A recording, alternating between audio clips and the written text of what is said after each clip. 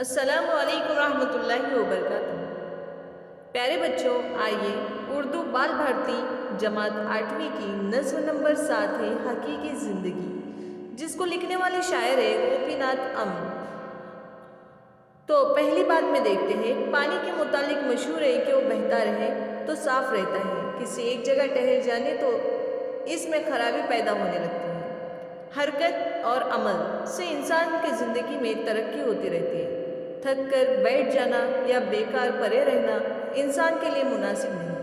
वक्त कभी रुकता नहीं है, इसीलिए ज़िंदगी का सफ़र जारी है और इसी में जीने का असली मज़ा है। ज़ेल की नज़्म में इसी ख्याल को खूबसूरत अंदाज में पेश किया गया है। आइए देखते हैं गोपीनाथ अम्न की जान पहचान। मुंशी गोपीनाथ अम्न सन 1899 में लखनऊ में पैदा हुए। उन्होंने इब्तिदाई तालीम घर पर हासिल करने के बाद इंटर्न्स का इम्तिहान लखनऊ से कामयाब किया और तालीम के दौरान ही आज़ादी की तहरीक से जुड़ गए। इसकी पादाश में जेल भी गए। गोपीनाथ अम्न ने नज़में लिखी है। कौमी यकजहती, हिंदुस्तानी अखलाकियात इनकी नज़मों के मौज़ूआत थे। कारवाने मंजिल, अकीदत के फूल, रवींद्रनाथ टैगोर को नज़्र अकीदत इनकी किताबें हैं। वो लखनऊ के मशहूर अखबार तेज के नायब मुदीर और माहनामा आजकल के मजलिस इदारत के रुकन रहे। 1977 में उन्हें मुल्की सतह का एजाज़ पद्म भूषण दिया गया। 1983 में दिल्ली में उनका इंतकाल हुआ।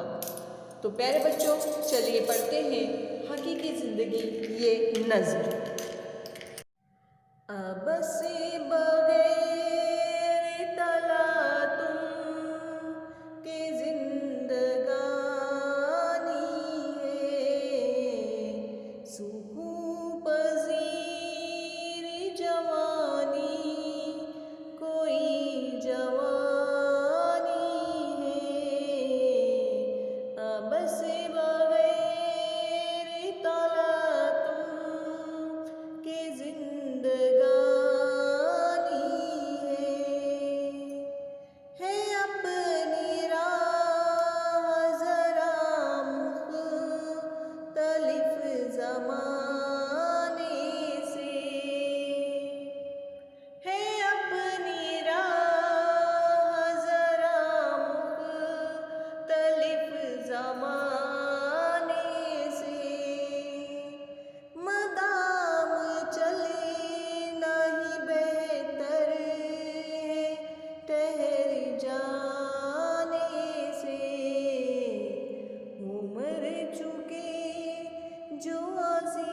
अपनी जिंदगी समझे, उम्र चुकी जो अजीज अपनी जिंदगी समझे, वही है जिंदा जो मरने को दिल लगी समझे। नहीं अगर कोई सौदा तो सर भी क्या सर है। नहीं अगर कोई सौदा तो सर भी क्या सर है। जो दिल है जोश से खाली वो खाक पर निसारे होते हैं हम इसकी बेनियाज़ी पर, निसारे होते हैं हम इसकी बेनियाज़ी पर, झुके नसीले हवादिस में भी कभी जो मशरिकी का तहम्मुल है या क़नाअत है, जो मशरिकी तहम्मुल है या क़नाअत है, खता मुआफ़ हो ये मौत की अलामत है,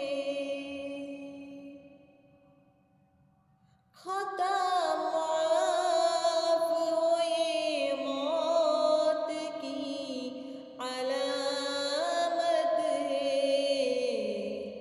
हमेशा आग भड़कती रहे जो सीने में, हमें